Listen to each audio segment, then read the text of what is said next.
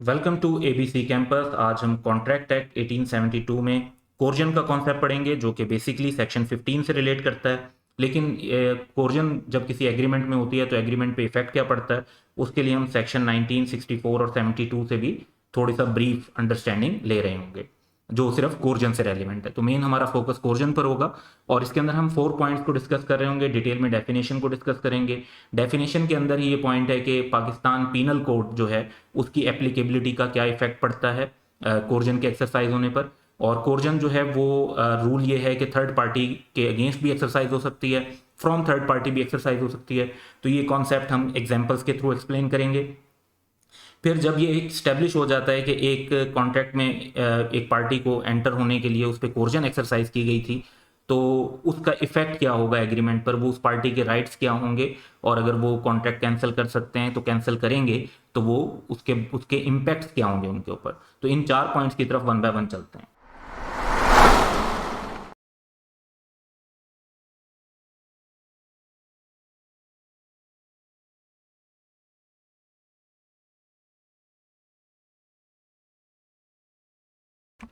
सबसे पहले डेफिनेशन है जी कोर्जन की। तो कोर्जन की डेफिनेशन ये है कि coercion is the committing or threatening to commit any act forbidden by the Pakistan penal code. अच्छा, ये पाकिस्तान पीनल कोड जो है ये पाकिस्तान का मेन लॉ है, और वैसे ये बेसिकली 1860 का लॉ है ओरिजिनली, यानी बिफोर इंडिपेंडेंस। तो पाकिस्तान पीनल कोड 1860 ये लॉ है, और इसके अंदर ऑब्वियसली पाकिस्तान बनने के बाद से बहुत सारी अमेंडमेंट्स हो चुकी हैं। अच्छा, ये main source of criminal law है पाकिस्तान के अंदर। जिस तरह से मर्डर के केसेस, किडनैपिंग के केसेस, वो सारे जो क्राइम्स हैं वो इसी के अंदर डिफाइन किए हुए हैं, और उनकी जो कह लेंगे नेचर जो है क्राइम्स की, कि क्या क्या एक्ट जो हैं वो ऑफेंस होंगे, क्राइम होंगे, वो इस कोड के अंदर डिफाइन किए गए हैं। तो यहां पर हमें जो पहली बात समझ में आती है वो ये है कि coercion is committing or threatening to commit. अब कमिटिंग क्या है, जैसे किसी को मारना पीटना, या इवन थ्रेट करना, कि किसी को ये धमकी देना कि आप उसको मारेंगे पीटेंगे या मर्डर कर देंगे या किडनैपिंग किसी की कर लेंगे, तो वो भी कोर्जन के अंदर आएगा। तो एक्चुअल एक्ट को कमिट करना भी कोर्जन है, और उसकी धमकी देना भी कोर्जन के अंदर आएगा। तो एक एंगल तो जो है कोर्जन का ये है, लेकिन डेफिनेशन इससे आगे भी है। सेकेंड एंगल डेफिनेशन का यह है कि the unlawful detaining or threatening to detain any property to the prejudice of any person whatever with the intention of causing any person to enter into an agreement। अच्छा, prejudice of any person यहां पर जिस context में use हुआ है वो है against.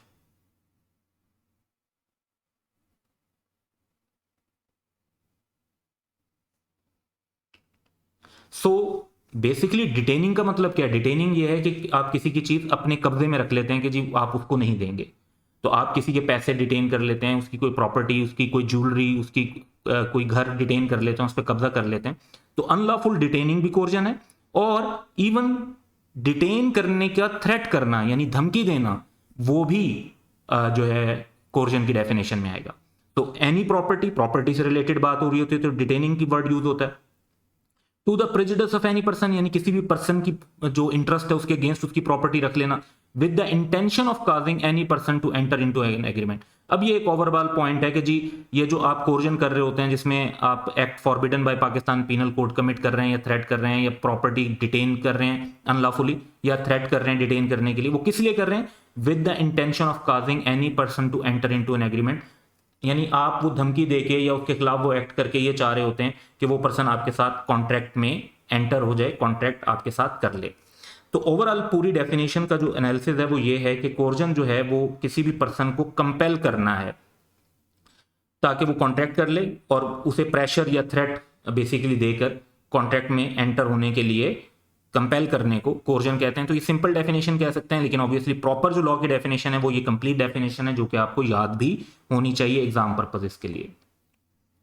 अच्छा, अब इस डेफिनेशन को जो है वो अंडरस्टैंड करते हैं। पहले जो ये थ्रेटनिंग वगैरह वाला जो act forbidden by the Pakistan penal code है, इसकी एक एग्जांपल ले लेते हैं।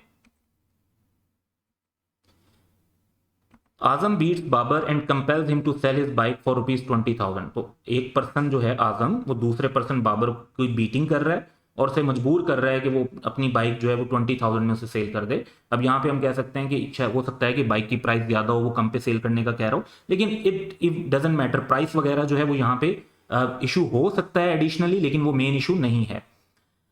तो मेन इशू ये है कि बीटिंग करके एंटर करना। अब एक शख्स की हो सकता है कि बाइक की कीमत भी 20,000 हो, लेकिन वो नहीं बेचना चाहता, तो आप उसकी कंसेंट के अगेंस्ट उसके को जबरदस्ती नहीं कर सकते कि वो अपनी चीज बेचे, चाहे आप मार्केट वैल्यू पे क्यों ना खरीद रहे हो। तो एनालिसिस हमारा क्या होगा, कंक्लूजन क्या होगा ऐसे सिचुएशन में, कि जो बाबर है उसकी कंसेंट कोर्जन से ऑब्टेन हुई है, क्योंकि beating someone is offence under the Pakistan penal code. तो act forbidden by Pakistan penal code है, वो एक्ट कमिट किया गया क्योंकि उसने उसकी बीटिंग की, तो वो एक्ट कमिट हुआ। तो यहां पर ये क्लियरली कोर्जन एक्सरसाइज हुई है with the intention of causing any person to enter into agreement. इसी मकसद के लिए हुई है ताकि वो उसको बाइक सेल कर दे। तो ये बेसिकली हम कह सकते हैं कि यहाँ पे कोर्जन एक्सरसाइज हुई है। अब कोर्जन की वजह से इंपैक्ट क्या होगा वो थोड़ा आगे जाके देखेंगे। नेक्स्ट हमारे पास एग्जाम्पल है, the government threatens to seize the property of Azam to recover the fine due from Babar the son of Azam. तो बाबर जो है वो आजम का बेटा है, तो एक जिस पर्सन से पैसे लेने थे उसके फादर को गवर्नमेंट ने थ्रेट किया कि उसकी प्रॉपर्टी को सीज कर लेंगे अगर उसने वो फाइन पे ना किया। तो फादर ने फाइन पे कर दिया। अब अगर इस सिचुएशन को एनालिसिस करते हैं तो सबसे पहले हम देखते हैं कि जी गवर्नमेंट और बाबर के दरमियान कुछ अरेंजमेंट है जिसकी वजह से बाबर पे फाइन लगा था और बाबर की तरफ से वो फाइन पेएबल है, तो बाबर ने वो फाइन देना है। अच्छा, गवर्नमेंट ने थ्रेट किसको किया, आजम को थ्रेट किया कि भाई फाइन नहीं मिलेगा तो हम आपकी प्रॉपर्टी सीज कर लेंगे। अब ये तो गलत बात है, जिस पर्सन ने गलत काम किया उसी की प्रॉपर्टी सीज होनी चाहिए, उसके बिहाफ पे उसके किसी रिलेटिव से तो की प्रॉपर्टी जो सीज नहीं कर सकते। अच्छा, इस थ्रेट के अगेंस्ट जो है आजम ने फाइन पे कर दिया।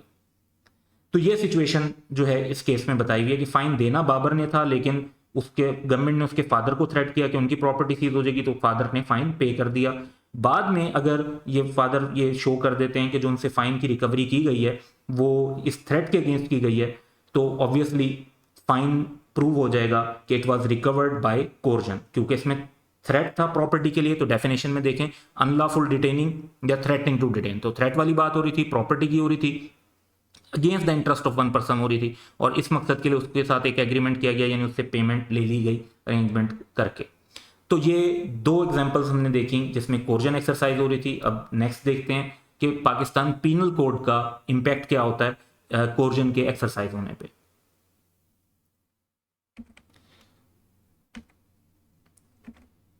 It is immaterial whether the Pakistan penal code is or is not in force in the place where the coercion is implied। तो बाज़-औक़ात पाकिस्तान की टेरिटरी के अंदर कोर्जन एक्सरसाइज हो सकती है, बाज़-औक़ात ऐसा हो सकता है कि पाकिस्तान की टेरिटरी से आउटसाइड हो सकती है, जैसे ओपन सी में या किसी और कंट्री के अंदर। रूल इसमें यह है कि if the suit is filed in Pakistan, अगर जो केस हुआ है वो पाकिस्तान में हुआ है तो पाकिस्तान पीनल कोड की प्रोविजन अप्लाई होंगी, चाहे कोर्जन जहां मर्जी एक्सरसाइज हुई हो, वो चीज इमटेरियल है, यानी उस चीज पर कोर्ट फोकस नहीं करेगी। अच्छा, अब इस प्रोसेस को एक एग्जांपल के थ्रू अंडरस्टैंड करते हैं। अमीर on board an English ship, यानी एक जो ऐसा शिप था जो कि इंग्लैंड की टेरिटरी और प्रॉपर्टी के अंदर आता था, causes फकीर to enter into an agreement by an act amounting to criminal intimidation under the Pakistan penal code, यानी उसने काज किया फकीर को कि वो एग्रीमेंट में एंटर हो, और उसने किसके थ्रू किया, क्रिमिनल इंटिमिडेशन के थ्रू, यानी क्लियर हो गया कि पाकिस्तान पीनल कोड वाला एक्ट उसने कोई किया जो उसके मुताबिक क्राइम है, प्रोहिबिटेड एक्ट है। तो हम देख रहे हैं कि कोर्जन हुई है। अच्छा, कोर्जन अब हुई कहाँ है, आउटसाइड पाकिस्तान, क्योंकि इंग्लिश शिप पर हुई है तो उसके ऊपर पाकिस्तान पीनल कोड अप्लाई नहीं होता, वो तो उसके ऊपर तो इंग्लैंड का लॉ अप्लाई होता है। लेकिन बाद में क्या हुआ कि अमीर आफ्टरवर्ड्स सूज फकीर for breach of contract at Karachi. अब फकीर ने जो है वो बाद में उसके साथ कॉन्ट्रैक्ट परफॉर्म नहीं किया, तो अमीर ने उस पर केस कर दिया, और केस कहाँ किया, कराची में। कराची का मतलब है कि सूट कहाँ फाइल हुआ, पाकिस्तान के अंदर। अब देखें कि जो कोर्जन एक्सरसाइज हुई थी वो पाकिस्तान में नहीं हुई थी, लेकिन क्योंकि केस फाइल हुआ है पाकिस्तान के अंदर, तो अब जो है कोर्जन की डेफिनेशन यहां पर अप्लाई होगी। अमीर has implied coercion although his act is not offense by the law of England and Pakistan penal code was not in force at the time when or place where the act was done. तो basically क्या होगा कि जब ये साबित हो जाएगा कि फकीर के ऊपर कोर्जन एक्सरसाइज हुई थी, तो फकीर ने अगर कॉन्ट्रैक्ट परफॉर्म नहीं किया तो वो बच जाएगा इससे, क्योंकि ये कॉन्ट्रैक्ट वाइडेबल हो जाते हैं। तो फकीर ने कॉन्ट्रैक्ट को अगर कैंसिल किया तो वो कर सकता है, और अमीर उससे कॉन्ट्रैक्ट की परफॉर्मेंस के लिए उसको फोर्स नहीं कर सकेगा। तो बड़ा इंपॉर्टेंट कॉन्सेप्ट है कि कोर्जन चाहे पाकिस्तान से बाहर एक्सरसाइज हुई हो, अगर केस पाकिस्तान में फाइल हुआ है तो उस पर कोर्जन की ये डेफिनेशन और कोर्जन का जो एग्रीमेंट के ऊपर इफेक्ट है वो अप्लाई हो रहा होगा।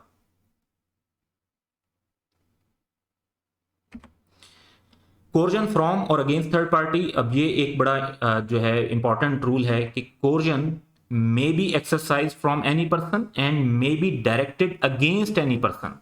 तो किसी भी पर्सन की तरफ से भी हो सकती है और किसी भी पर्सन के अगेंस्ट भी हो सकती है, who is even not a party to the contract.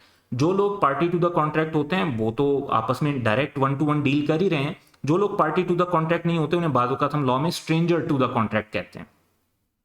और यानी coercion stranger to the contract की तरफ से भी हो सकती है और स्ट्रेंजर ऑफ द कॉन्ट्रैक्ट के अगेंस्ट भी हो सकती है। अब इन दोनों पॉइंट्स को समझने के लिए एग्जांपल की तरफ चलते हैं। पहले फर्स्ट पॉइंट की तरफ चलते हैं कि कोर्जन में भी एक्सरसाइज फ्रॉम एनी पर्सन, यानी वो पर्सन जो पार्टी टू द कॉन्ट्रैक्ट नहीं है उसकी तरफ से भी हो सकती है। लेट्स से कि दो पर्सन है, एक आसिफ और एक बाबर। तो आसिफ जो है वो थ्रेट करता है बाबर को कि I will kill you if you do not sell your house to Salman, ये उसने उसको थ्रेट किया। अच्छा, अब थ्रेट जो है वो देखें आसिफ से बाबर की तरफ आया है, और लेकिन जो कॉन्ट्रैक्ट में एंटर होने के लिए कहा जा रहा है वो किसके साथ कहा जा रहा है? सलमान के साथ।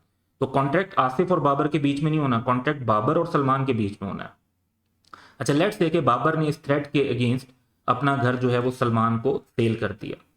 तो इस सिनेरियो में अगर हम देखें तो जो कॉन्ट्रैक्ट हुआ है वो बाबर और सलमान के दरमियान हुआ है, और जो कोर्जन एक्सरसाइज हुई थी वो आसिफ और बाबर के दरमियान हुई है। तो कोर्जन एक ऐसी पार्टी की तरफ से भी एक्सरसाइज हो सकती है जो खुद पार्टी टू द कॉन्ट्रैक्ट नहीं है। इस सिनेरियो में बाबर और Salman party to the contract हैं, लेकिन कोर्जन एक थर्ड पार्टी की तरफ से यानी आसिफ की तरफ से एक्सरसाइज हुई है। तो ये जो फर्स्ट सिनेरियो था ये उसकी एग्जांपल बन गई। अब सेकंड सिनेरियो देखते हैं कि कोर्जन में be directed against any person. तो हम तीन कैरेक्टर ले लेते हैं, अमीर, बासित और सलमा, जिसमें Salma is daughter of Basit. अच्छा, अब पोजीशन क्या है कि अमीर की तरफ से ये थ्रेट आता है कि I will kill your daughter Salma if you do not sell your house to me, यानी ये अमीर ने बासित को ये थ्रेट दिया। अच्छा, इस बेस पर बासित ने जो है वो एग्री कर लिया कि वो अपना घर उसको सेल कर देगा। अब अगर आप नोटिस करें तो अमीर के साथ कॉन्ट्रैक्ट हुआ है,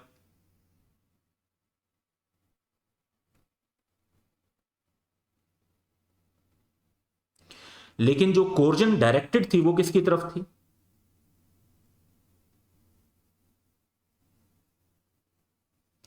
सलमा की तरफ।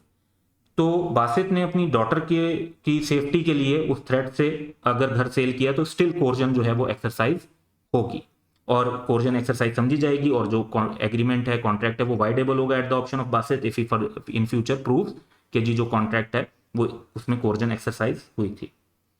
तो अब इस सारे पॉइंट को, कोर्जन के कॉन्सेप्ट को समझने के बाद अब बड़ा इंपॉर्टेंट एक पॉइंट है कि हम ये देखें कि कोर्जन की वजह से एग्रीमेंट के ऊपर फर्क क्या पड़ता है। तो effect of coercion on agreement, इस पॉइंट को अब देखेंगे। सबसे पहली बात तो ये है कि ऐसा एग्रीमेंट जो है, ऐसा कॉन्ट्रैक्ट वाइडेबल समझा जाता है। The agreement is a contract, यानी कॉन्ट्रैक्ट बन जाता है, इन्फोर्स भी हो सकता है और नहीं भी हो सकता।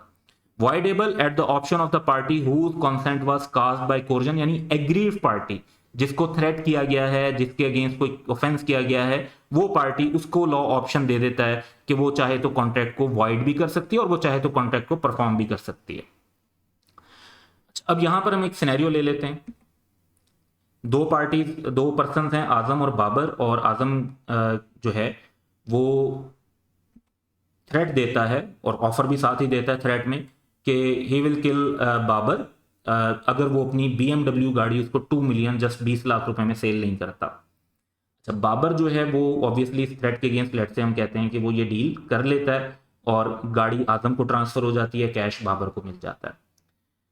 तो अब ये एक एग्रीमेंट हुआ, एग्रीमेंट में कॉन्ट्रैक्ट इवन परफॉर्म भी हो गया, लेकिन बाद में अगर बाबर ये प्रूव कर देता है कि उसकी जो कॉन्सेंट है वो तो कोर्जन से एक्सरसाइज हुई थी, वो ये थ्रेट जो है कोर्ट के अंदर अगर प्रूव कर देता है, तो कॉन्ट्रैक्ट वाइडेबल हो जाएगा at the option of Babar. यानी बाबर जो है वो चाहे तो कॉन्ट्रैक्ट को कैंसिल कर सकता है। अब इसमें ये तो पता चल गया कि वो कैंसिल कर सकता है, लेकिन यहां पर कुछ और इंप्लीकेशंस भी हैं लॉ की। लॉ कहता है कि अगर आप कोई कॉन्ट्रैक्ट कैंसिल करते हैं तो आपने जो उसके अंडर बेनिफिट लिए होते हैं वो वापस करने होते हैं। इसको रेस्टिट्यूशन ऑफ बेनिफिट्स कहा जाता है। रेस्टिट्यूशन ऑफ बेनिफिट्स के जो बेनिफिट आपने लिए थे, अगर आप कॉन्ट्रैक्ट कैंसिल कर रहे हैं, रिसीशन मींस कैंसिल कर रहे हैं, तो वो बेनिफिट आपने वापस करने हैं। तो रूल क्या है? The party rescinding avoidable contract shall if he has received any benefit from another party restore such benefit, यानी ऐसे बेनिफिट को वापस कर देगी, रेस्टिट्यूशन हो जाएगी। एक और सेक्शन 72 है, उसमें रीपेमेंट और रिटर्न की डायरेक्ट बात हुई हुई है कि a person to whom money has been paid or anything delivered under coercion, ये स्पेसिफिक कोर्जन का कॉन्सेप्ट आ गया, must repay or return it. तो इस बेसिस पर अगर हम इसी एग्जाम्पल जो हमने अपने सामने रखी थी देखते हैं और सोचते हैं कि बाबर ने ये चूज किया कि वो कॉन्ट्रैक्ट को कैंसिल करेगा, तो इसका इंपैक्ट क्या होगा? जाहिर बात है, अगर वो कॉन्ट्रैक्ट को कैंसिल कर देगा तो उसको अपनी गाड़ी वापस मिल जाएगी। लेकिन at the same time section 72 की वजह से जो पैसे उसे मिले हैं वो भी उसे वापस करने पड़ेंगे, तो जो कैश है वो भी उसे वापस करना पड़ेगा जो बेनिफिट हासिल किया था। तो इस तरीके से जो है एग्रीमेंट के ऊपर कोर्जन का क्या इफेक्ट होता है वो भी हमने आपके साथ डिटेल में शेयर किया। And that's all for today. Have a good day.